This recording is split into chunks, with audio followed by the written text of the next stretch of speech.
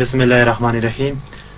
د خوست ملي تلویزیون لیدونکو او کتونکو سلامونه، نیکې هیلې، احترامات مو ومنئ.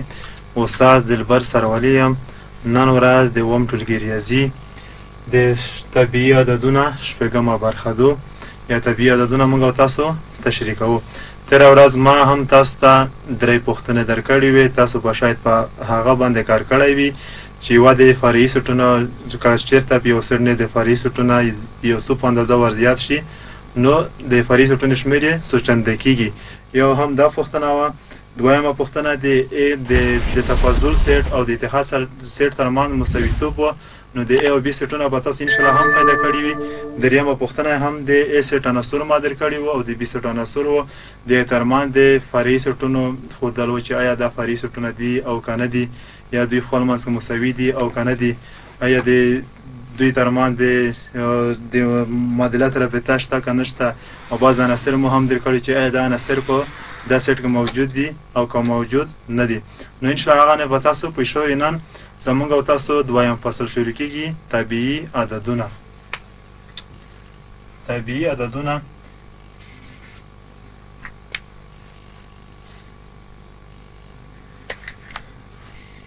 NAE یو natural numbers.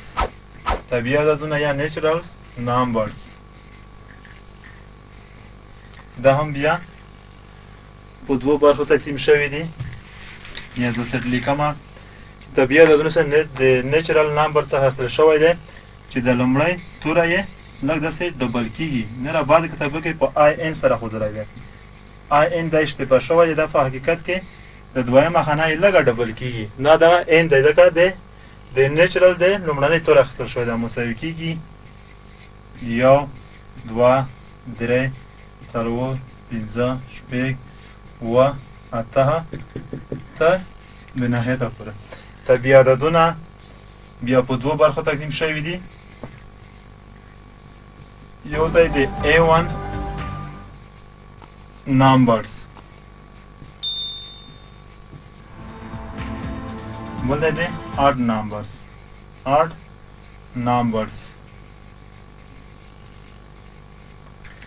A1 numbers یعنی تک عددونه او جفت عددونه. تک عددونه ترتیب داسې ده چې د طبیعي عددونو په سیټ کې اول عدد تک دی، په مابین کې یو عدد فریګه ده، دا عدد به هم تک وي، بیا یو عدد فریګه ده، دا عدد به هم تک وي، بیا یو عدد فریګه ده، دا عدد به هم تک وي، بیا یو عدد فریګه ده، دا عدد به هم تک وي. کله جفت عدد پیدا کوو اول عدد تک دی، نو پس دویم عدد جفت دی، بیا یو عدد فریږدو، دا عدد به هم جفت وي، بیا یو عدد فریږدو، دا عدد به هم جفت وي، بیا یو عدد فریږدو، دا عدد به هم جفت وي. نو زه لیکم چې سیټ یې مساوي کېږي یو، درې، یو، درې، پنځه، اووه، نهه او داسې نور. دې ته تک عددونه یې. جفت عددونه اول عنصر یې دوه، یو عدد فریږدم څلور، شپږ، اته، لس او داسې نور. دې ته جفت عددونه یې.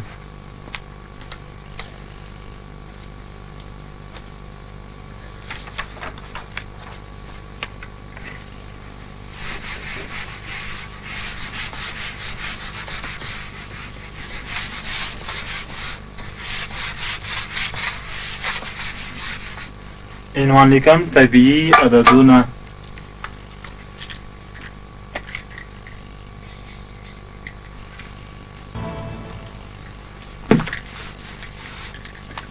طبیعي عددونه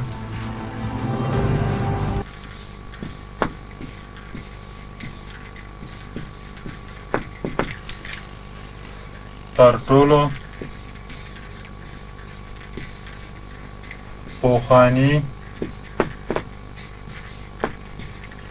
او قدیمی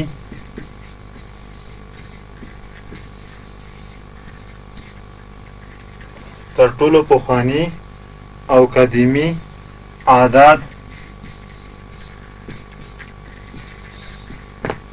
چې انسانانو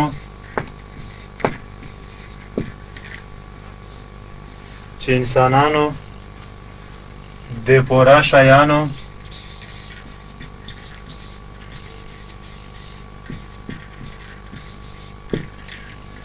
د شمیرلو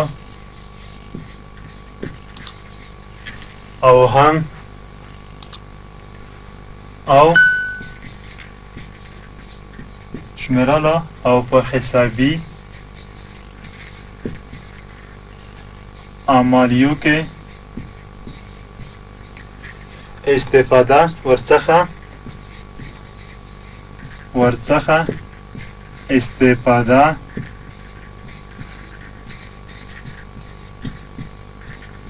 کړې ده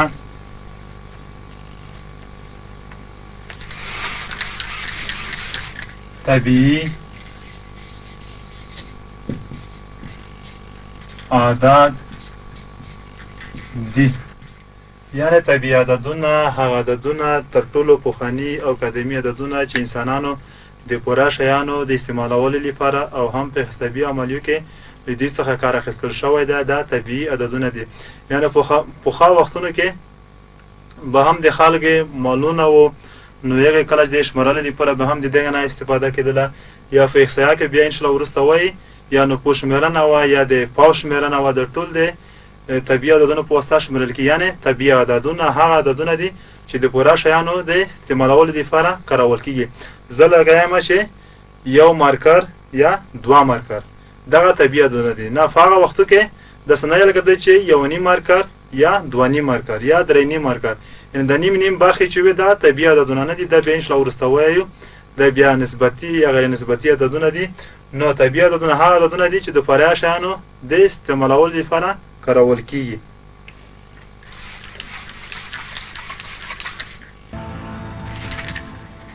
او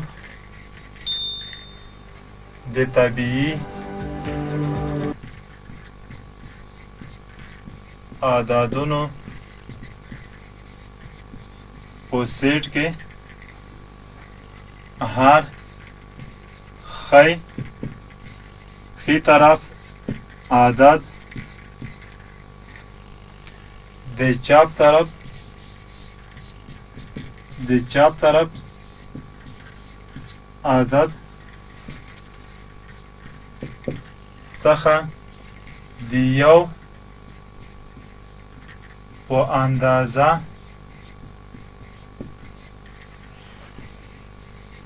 لوی دی.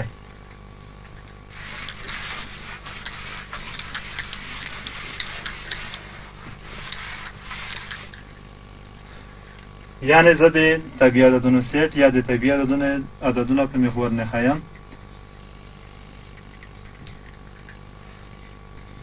یو دوه درې څلور پنځه شپږ.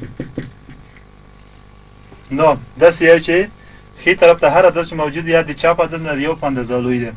نو دا چپ طرف کې دی، د دوه د چپ طرف ته دی، د ښي طرف ته دی.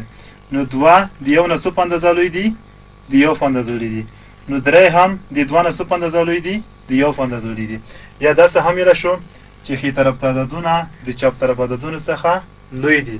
یعنې زه لیکم کله چې شپږ ښي طرف کې موجود دي او درې کوم طرف ته دی؟ چپ طرف ته دی. نو شپږ د درې نه سره کوم عدد دی؟ یو لوی عدد دی. او هم یا همدارنګه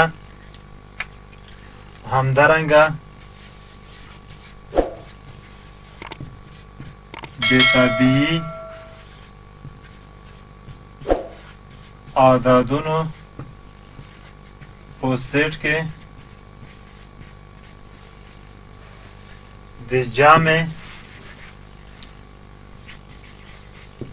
جامع او ظرف عملیه د تبدیلی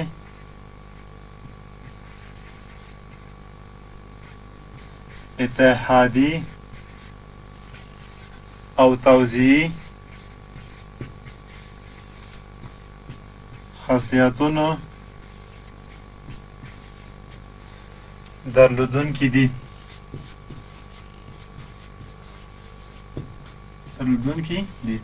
لکه څرنګه مو چې د حقیقي عددونو په سیستم کې ویلي وو چې حقیقي عددونه د جامع او ضرب د عملیو لاندې یو تړلی سیټ دی.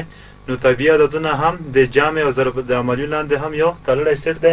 یعنې که چېرته دوه عددونه راخلو نو په طبیعي عددونو کې د درې خاصیتونه هم څه دي کې یو د تبدیلۍ خاصیت دی، بل اتحادي خاصیت دی او بل توزیعي خاصیت دی او د معکوس عنصر هم نه لري ځکه طبیعي عددونو په سیټ کې د یو عدد منفي عدد وجود نه لري، دا هم صدق نه کیږي او بل صفري عنصر هم نه لري ځکه طبیعي عددونه د یو نه شوري شوي دي. نو د درې خاصیتونه څه دي کې تبدیلي خاصیت، اتحادي خاصیت او توزیعي خاصیت.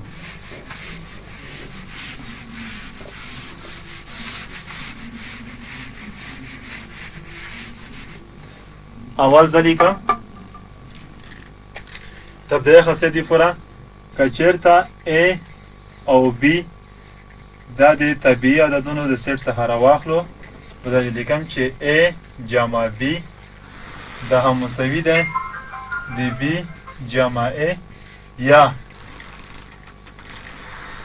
A ضرب B دا مساوي دی د B ضرب A سره.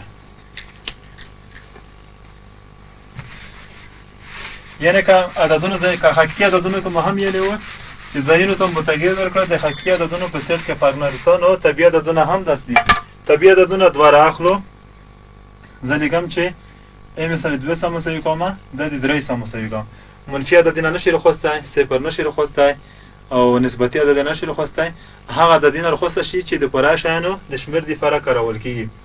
نو 2 او 3 شامل د طبیعي عددونو له سیټ څخه دي. نو زه لیکم چې 2 جمع 3 دا هم مساوي کېږي 2 یې 3 زوی ته وړمه 3 یې 2 زوی ته وړمه 3 جمع 2 په دې ډول هم 15 کېږي په دې ډول هم 15 کېږي. یا د ضرب دپاره 2 ضرب 3 2 یې 3 زوی ته وړمه 3 2 زوی ته 3 ضرب 2 دا هم شپې کېږي دا هم شپې کېږي. یعنې د جامع د جامع د تبدیلي یا د ضرب تبدیلي خاصیت صدق کوي. دویم حالت یا اتحادی خاصیت.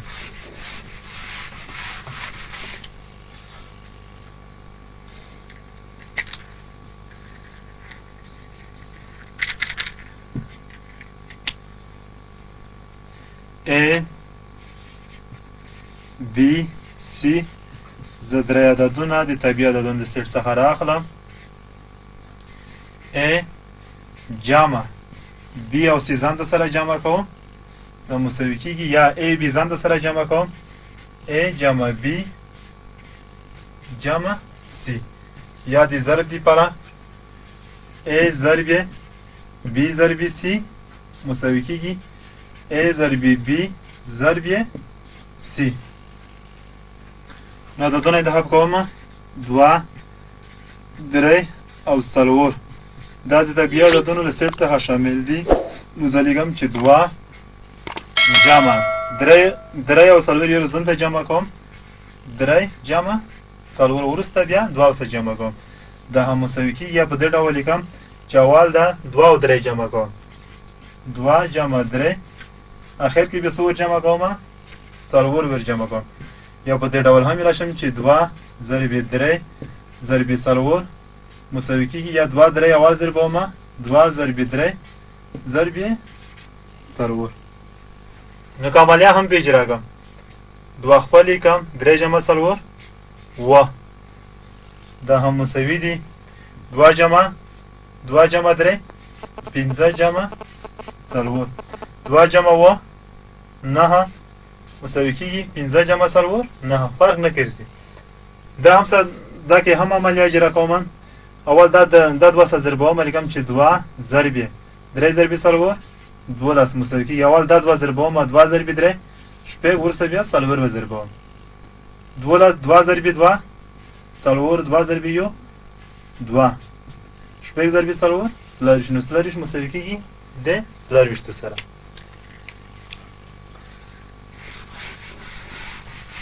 دریم حالت یا توزیعي خاصیت.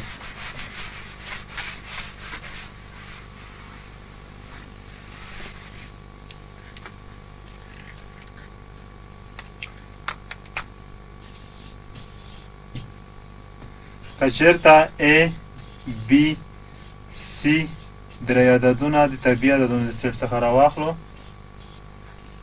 په نتیجه کې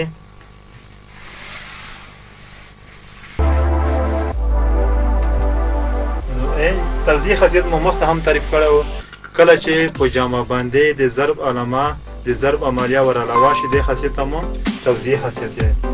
ا ضرب b جمع c د مساوي کې، یعنی داسې هم کولای شي چې b c عددونه سره جمع کو وروسته د a عدد ور ضرب کو، یا داسې هم کولای شي چې a عدد یو ځل b ته ضرب کو او بیا a عدد هم c ته ضرب کو وروسته سره جمع کړو. ځکه چې a ضرب b جمع a ضرب c دوه عددونه راخلم، درې عددونه دوه درې څلور دا شامل د طبیعي عددونو له سر څخه دي. نو زه لیکم چې دوه ضرب درې او څلور سره جمع کوم درې جمع څلور مساوي کېږي. بیا لیکم چې دوه ضرب درې جمع دوه ضرب څلور. که داسې ولیکم چې دوه ضرب درې جمع څلور و دا هم مساوي دي څه ضرب کوم دوه ضرب درې شپږ جمع دوه ضرب څلور اته، دا مساوي کېږي دوه ضرب و څوارلس مساوي شي شپږ جمع اوته د څوارلس سره. دا هم یې توضیح خاصیت و.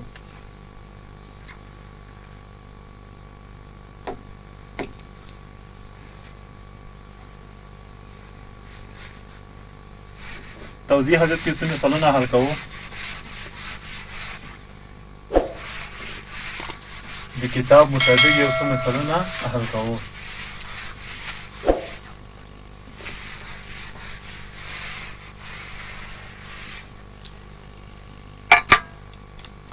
یو عدد زه لیکم چې درې جمع خانه خالي یا یوه خالیګه دا مساوي کېږي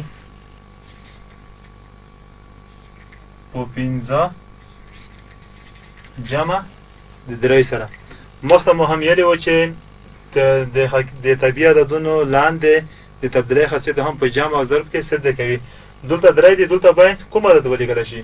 نو دا هم مو هم ویلي که د عددونه سر ته مختکم نو درې دلته کوم ځای ته راوړل شوي دي؟ د دویم د خانیګۍ ځای ته راوړل شوي دي. خانیګۍ چېرته لیکل شوي دي؟ مخته. نو زه یم چې دا که باید کوم عدد ولیکلی شي؟ د پنځه عدد ولیکلی شي، ځکه ایله سر ته مخته شوي دي. یعنې تبدیلي خاصیت خو دا معنی لري چې دا همیشه د پوره صدق کي. درې جمع خالیګه یا داسې لیکم چې خالیګه جمع درې. خالیګه که باید کوم عدد ولیکلی شي؟ پنځه عدد ولیکم. دا یې دې ځای ته راوړی دی او دا یې دې ځای ته راوړی.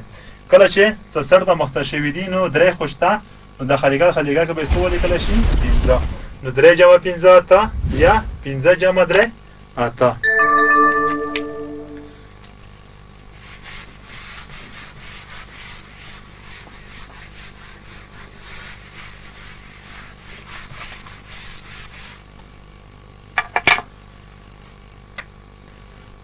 بل مثال کې لیکم چې درې جمع خانه خالي جمع دوه مساوي کېږي درې جمع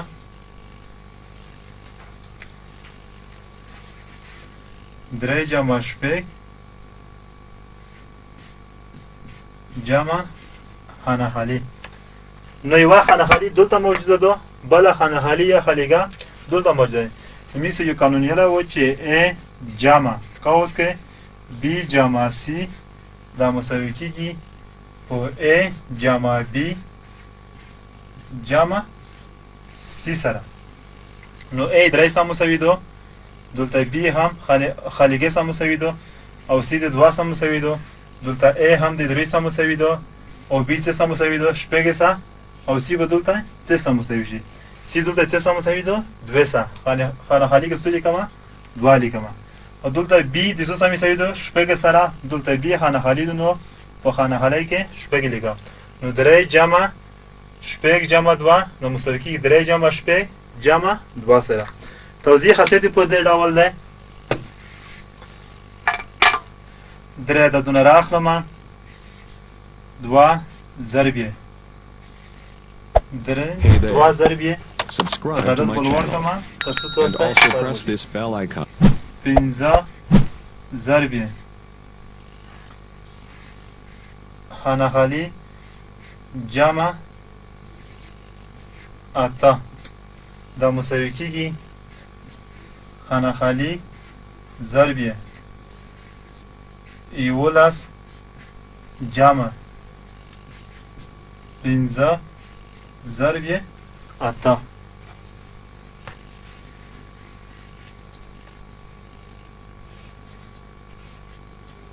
نو مخته مې یو قانون یلی و توضیح قانون چې دغه A ضرب B جمع C دا مساوي کېږي په A ضرب B جمع په A ضرب C سره.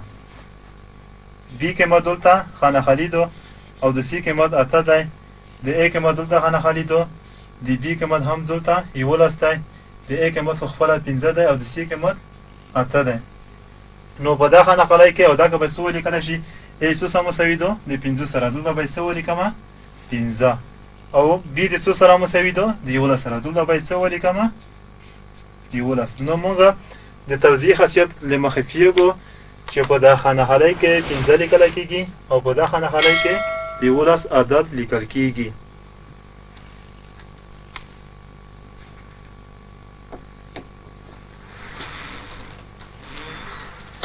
بل عنوان لیکو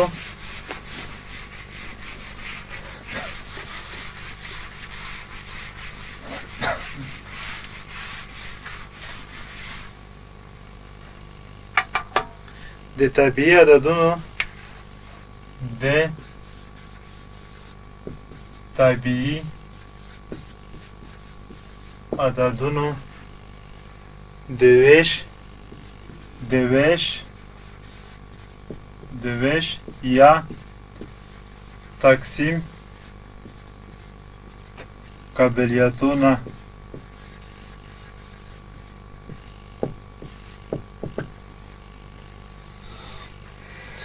لیکو کچره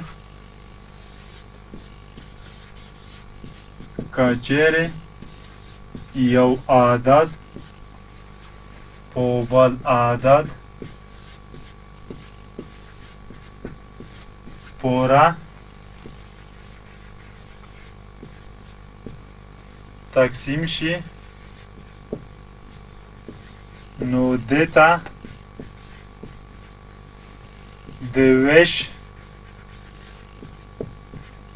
یا د تقسیم قابلیت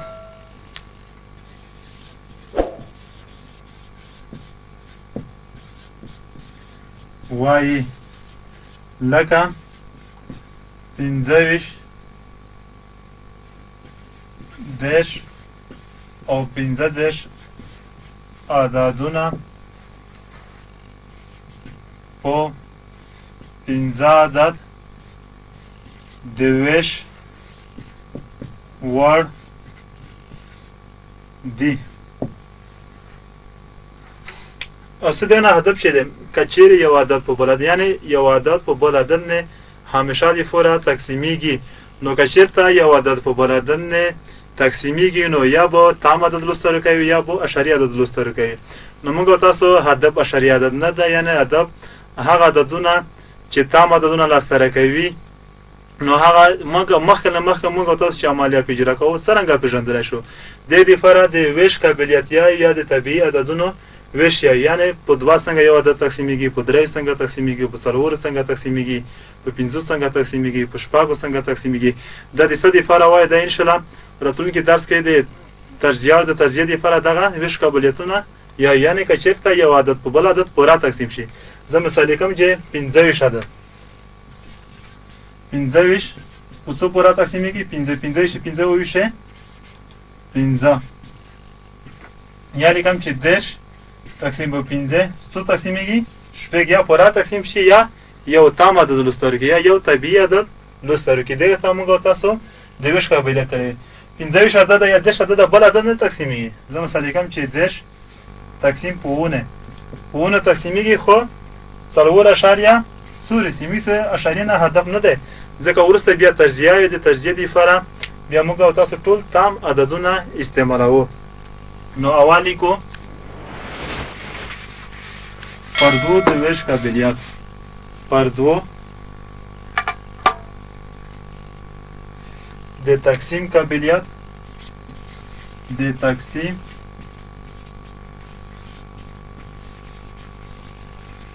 قابلیت پر دوه. هر عدد چې د یویز رقم یا صفر یا جفت عدد وي نو عدد په دوو د تقسیم وړ ده. لکه 3 4 5 0 4 2 3 شپږ 9 او داسې نور. هر عدد موږ او تاسو نور ټول عدد په نظر کې نه نیسو، الا صرف د یویز خانه په نظر کې نیسو. نو یو عدد یې کړی چې 3450 مخکې چې عملیه په اجرا کو 3450 مخکې له دې چې عملیه په اجرا کو موږ مخته پیږو چې آیا دا عدد په دوه تقسیمیږي که نه تقسیمیږي. موږ او تاسو یې یویز رقم کوسو. که یویز رقم یې تعریف مبایزده وي، که یویز رقم یې صفر وي یا جفت وي، نو دا عدد په دوو پوره تقسیم وړ دی. نو کله چې یویز رقم یې صفر دی نو موږ یې شو 3450 دا په دوو د پوره د تقسیم وړ دی. که چېرته د یویز رقم صفر نه وي جفت وي، څلور عدد هم څه رقم دی؟ جفت عدد دی. تېره ورځ مو هم ویلي وو چې طبیعي عددونه په دوه ډوله دي، یو جفت عددونه دي، په تک عددونه دي. تاسو باید تک پېژندلی وي او جفت مو باید پېژندلی وي. نو څلور عدد هم جفت عدد دی، 3 عدد تک عدد دی، 9 عدد هم تک دی، 9 عدد هم تک دی، شپږ عدد هم جفت دی، 2 عدد هم جفت دی. کله چې یویز رقم یې صفر یا جفت عدد وي نو هغه ټول عدد پر دوو پوره د تقسیم وړ دی. یا بل عدد وي، زه لیکم چې 3 4 5 3450 عدد آیا په دوو د تقسیم وړ دی او که نه دی. مخکې له دې چې موږ او تاسو د تقسیم عملیه په اجرا کوو مخته پوهېږو چې آیا یویز خانه یې کسو چې یویز خانه یې صفر دی او یا جفت عدد دی. نو یویز خانه یې 3 دی، نه صفر دی، نه جفت عدد دی. نو موږ پوهېږو چې 3 په دغه عدد ټول عدد په دوو باندې د تقسیم وړ نه دی. نن ورځ د درس مو همدومره بس و. سبا به انشاءالله پر 3 پر 4 پر 5 پر 6 تر لاسه پورې د تقسیم قابلیتونه یو او یو څه مثالونه به که حل کوو. ښه ورځ او ښه شپه ولرئ.